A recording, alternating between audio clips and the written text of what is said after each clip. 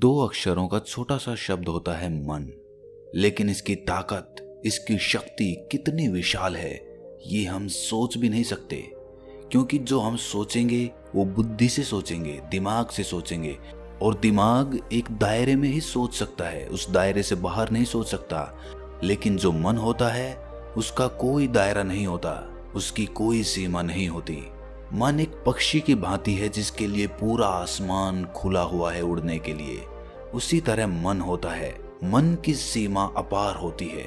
लेकिन जिस हथियार में जितनी ज्यादा शक्ति होती है उस हथियार को इस्तेमाल करना उतना ही ज्यादा कठिन होता है। यही बात मन पर भी लागू होती है। इसमें इतनी ताकत होने के कारण इसको इस्तेमाल करना भी उतना ही कठिन होता है। और अक्सर इंसान अपनी पूरी जिंदगी में अपने मन को इस्तेमाल करना सीख ही नहीं पाता, उसकी शक्तियों को पहचान ही नहीं पाता। अगर आप पूरे एकाग्र भाव से अपने मन में एक विचार और भाव पैदा करते हैं कि मुझे दुनिया के फलां देश की फलां लाइब्रेरी में रखी हुई फलां किताब पढ़नी है, तो ये पूरा ब्रह्मांड उस किताब को हमारे लिए उपलब्ध कराने में लग जाएगा। जी हाँ, सुनने में ये बात असंभव लगती है, लेकिन अगर हम पूरे एकाग्र भाव से विचार करते हैं और पूरा सच्चा भाव करते हैं उस चीज को पाने का, उस वस्तु को पाने का, तो पूरा ब्रह्मांड उसे हमारे लिए उपलब्ध कराने में लग जाता है।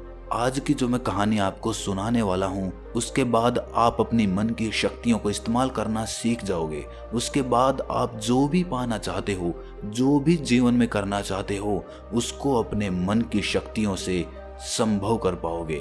तो इससे पहले कि आप इस कहानी में खो जाएं, इस चैनल को सब्सक्राइब जरूर कर लें। तो चलिए कहानी शुरू करते हैं। एक बार की बात है, एक गुरु एक आश्रम में अपने शिष्यों को ध्यान प्रक्रियाओं की शिक्षा देते थे। तरह तरह के ध्यान लगाने के रास्ते वो उन्हें बताते रहते। वो गुरु बहुत ही प्रतिभाशाली थे। उनके चेहरे से उनकी शांत और सौम्य मुद्रा सभी बच्चों को आकर्षित करती थी।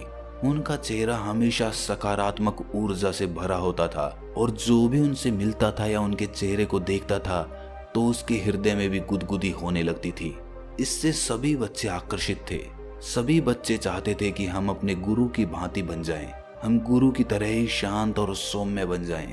लेकिन बहुत प्रयास करने के बाद भी बच्चे उनकी स्थिति पे नहीं पहुंच पाते थे। वो इस बात पर कभी गौर ही नहीं करते थे कि गुरु ने इस अवस्था को पाने के लिए कितनी साधना की है, कितनी उम्र बिताई है, कितना संयम रखा है।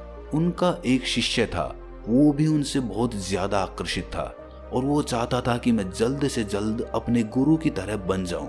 इसीलिए बहुत सारी ध्यान प्रक्रियाएं करने के बाद भी जब वो उस अवस्था को हासिल नहीं कर पाया तो उसने सोचा कि गुरु हमसे पूरा ज्ञान नहीं दे रहे हैं, गुरु हमसे कुछ ना कुछ छिपा रहे हैं। इसी संदेह ने उसके मन को घेर लिया।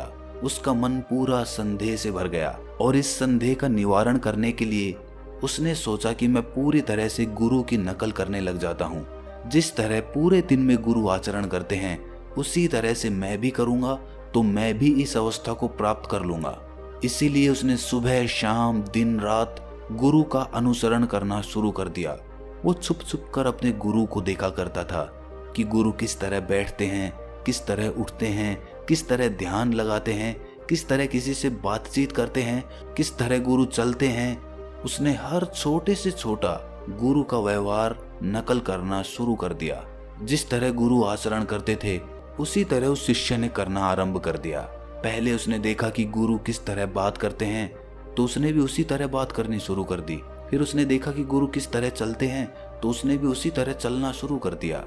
लेकिन ये सब नकल वो गुरु से छुप छुप कर करता था, उनके सामने कभी नहीं करता था। लेकिन कुछ दिन बीत जाने के बाद वो हिम्मत करके एक दिन गुरु के साथ चल पड़ा।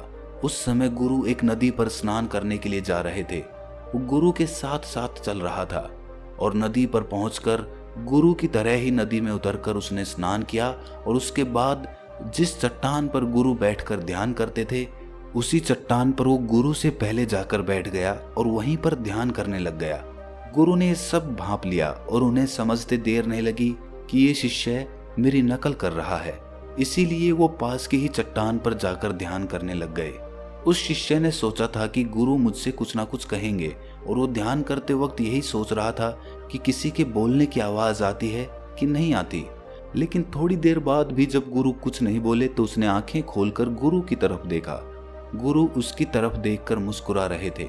इस पर शिष्य ने पूछा कि गुरुवर, आप मुस्कुरा क्यों रहे हैं? इस पर गुरुजी ने कहा कि बेटे, तुम मेरी नकल क्यों कर रहे हो? शिष्य ने कहा कि गुरुजी, मैं आपकी तरह बनना चाहता हूँ। मैं चाहता हूँ कि मैं भी आपकी तरह शांत और सौम्य बन जाऊं, आप ही की तरह बात कर सकूं, आप ही की तरह चल फिर सकूं। ये सुनकर गुरु ने कहा कि बेटे, नकल करना बंदरों का काम होता है। बंदर दूसरों की नकल करते हैं और वैसा ही व्यवहार करते हैं, लेकिन हम बंदर की योनि से ऊपर उठकर इंसान की योनि में आए हैं। हमने इंसान के रूप में जन्म लिया है और तुम दोबारा से बंदर बन जाना चाहते हो? ये कहाँ की समझदारी है? ये सुनकर शिष्य ने कहा, लेकिन गुरुजी, इतना ध्यान करने के बाद भी मुझ में कोई खास बदलाव नहीं आ रहा है और मैं आपकी तरह बनना चाहता हूँ, आप ही की तरह सत्य को प्राप्त करना चाहता हूँ। वो मुझे कैसे हासिल होगा? ये सुनकर गुरु कहते हैं कि पहले तो तुम मेरी नकल करना बंद करो और इसके लिए मैं तुम्हें एक छोटी सी विधि बताता हूँ। क्या तुम कर पाओगे? शिष्य ने कहा, जी गुरुदेव, मैं बिल्कुल करूँगा, आप बताएं तो सही। इस पर गुरुजी ने कहा कि तुम 1 महीने तक अपने विचारों को देखना शुरू करो और जो भी विचार आता है उन विचारों की संख्या के रूप में तुम लकड़ियां इकट्ठी करने लगो। ध्यान रहे, एक विचार के बदले 1 लकड़ी, और 1 महीने में ये सारी लकड़ियां इकट्ठी करके जो सामने झोपड़ी है उसमें रखते जाओ। ध्यान रहे, हर एक विचार के लिए 1 लकड़ी। जब भी तुम्हें कोई विचार आए तो उसके परिणाम स्वरूप तुम 1 लकड़ी उठाकर उस झोपड़ी में रख देना। ये प्रक्रिया तुम 1 महीने तक करो। शिष्य ने कहा, जी गुरुदेव, मैं ऐसा जरूर करूंगा। मैं 1 महीने तक जितने मुझे विचार आएंगे उनके परिणाम स्वरूप उतनी ही लकड़ियां इकट्ठी करके इस झोपड़ी में रखता जाऊंगा। इस पर गुरु ने कहा, इसके साथ तुम्हें एक काम और करना है। जो भी विचार ध्यान, ज्ञान और सत्य का होता है, उन विचारों की लकड़ियां इकट्ठी करके झोपड़ी से बाहर रखना। ध्यान रहे, बाकी विचारों की लकड़ियां झोपड़ी के अंदर और जो ध्यान, ज्ञान और सत्य की लकड़ियां हो वो झोपड़ी के बाहर रखनी है। और ये सब प्रक्रिया तुम्हें 1 महीने तक करनी है। इस पर शिष्य ने पूछा, लेकिन गुरुजी, इससे होगा क्या? गुरुजी ने कहा कि ये तुम्हें ये प्रक्रिया पूरी करने के बाद ही पता चलेगा। तुम बिना परिणाम की चिंता किए हुए इस प्रक्रिया को 1 महीने तक करो। उसके बाद क्या हासिल होता है वो हम बाद में चर्चा करेंगे। उस शिष्य ने ऐसा ही किया।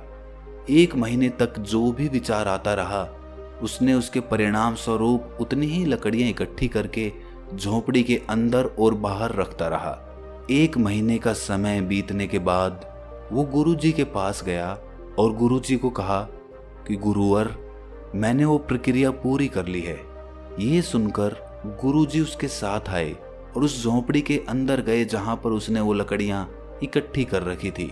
गुरुजी ने देखा कि वहां पर बहुत सारी लकड़ियां इकट्ठी हो रखी हैं। इसके बाद गुरुजी बाहर आए तो बाहर उन्होंने देखा कि बहुत थोड़ी सी लकड़ियां इकट्ठी हो रखी है। इसका मतलब ये था कि ध्यान, ज्ञान और सत्य के विचार कम थे और बाकी के दूसरे विचार उससे कई गुना ज्यादा थे। ये देखने के बाद गुरुजी ने उस शिष्य से कहा कि बेटे, तुम अब एक काम करो, झोपड़ी के अंदर जितनी भी लकड़ियां हैं उन्हें उठाकर नदी में बहा दो। ये सुनकर शिष्य आश्चर्यचकित होकर बोला कि गुरुजी, ये तो बहुत सारी लकड़ियां हैं, इतनी लकड़ियों का बोझ तो मैं उठा भी नहीं पाऊंगा। ये सुनकर गुरुजी मुस्कुराए और बोले कि जब तुम इतनी लकड़ियों का बोझ नहीं उठा सकते तो इतने विचारों का बोझ कैसे उठा लेते हो? शिष्य ने कहा कि गुरुजी, विचारों में तो कोई वजन ही नहीं होता है। इस पर गुरुजी ने कहा, यही तो तुम्हारी गलतफहमी है। विचारों में इन लकड़ियों से भी ज्यादा वजन होता है, लेकिन वो हमें महसूस नहीं होता क्योंकि वो वजन हमारे शरीर पे ना होकर हमारे मन पे होता है, हमारे मस्तिष्क पे होता है।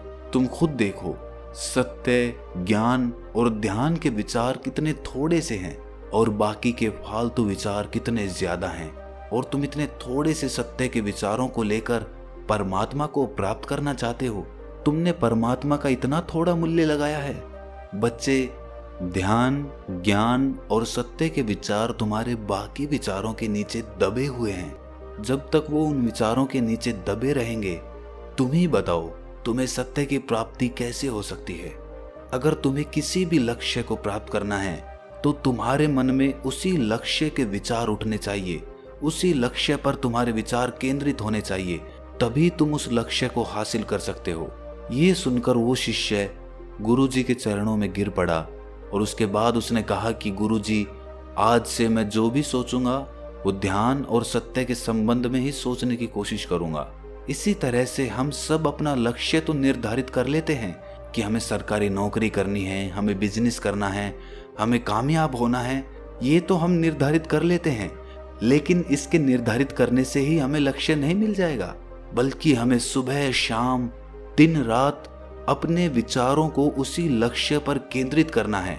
बाकी सब फालतू की चीजों से अपने विचार हटा दो और अपने लक्ष्य पर अपने विचार केंद्रित करो। एक बार अगर तुमने लक्ष्य पर अपने विचार केंद्रित कर दिए, अगर तुमने सच्चा भाव बना लिया अपने लक्ष्य के प्रति, तो दुनिया की कोई ताकत नहीं है जो तुम्हें अपना लक्ष्य पाने से रोक सके। तुम्हें किसी की मोटिवेशन की जरूरत नहीं है, खुद की मोटिवेशन खुद बनो। और उसके लिए जो ताकत चाहिए, जो पावर चाहिए, वो तुम्हारा मन, तुम्हारा मस्तिष्क तुम्हें प्रदान करेगा। लेकिन इसके लिए तुम्हें अपने लक्ष्य के प्रति सच्चा होना पड़ेगा। अगर अपने लक्ष्य से ही धोखा करोगे तो समझ लेना तुम खुद के साथ धोखा कर रहे हो। इसीलिए खुद को धोखा मत दो, क्योंकि आज नहीं तो कल तुम्हें एहसास हो जाएगा कि तुम किसी और को धोखा नहीं दे रहे थे, तुम खुद को ही धोखा दे रहे थे। खुद को ही तुम झूठ में रखे हुए थे, खुद के मन को ही तुम पागल बना रहे थे। क्योंकि आखिरकार तुम जो भी करोगे वो खुद के लिए करोगे। अगर कल को तुम अपना लक्ष्य प्राप्त करोगे तो सबसे ज्यादा खुशी किसे होगी? सिर्फ तुम्हें होगी, और तुम्हारे बाद तुम्हारे घर वालों को होगी। इसीलिए अपनी खुशी के लिए, अपने घर वालों की खुशी के लिए अपने लक्ष्य के प्रति सच्चे रहो, ईमानदार रहो और अपने विचारों को, अपने मन को अपने लक्ष्य की तरफ केंद्रित कर दो और पूरी ताकत झोंक दो। फिर देखना कि जिस लक्ष्य पे तुम 5 साल में पहुंचने वाले थे, वो लक्ष्य तुम 1 साल में हासिल कर लोगे। तो दोस्तों, कैसी लगी आपको ये कहानी? कमेंट सेक्शन में जरूर बताना। अगर अच्छी लगी तो चैनल को सब्सक्राइब जरूर कर लेना। तो मिलते हैं अगली कहानी में, तब तक के लिए अपना ख्याल रखें।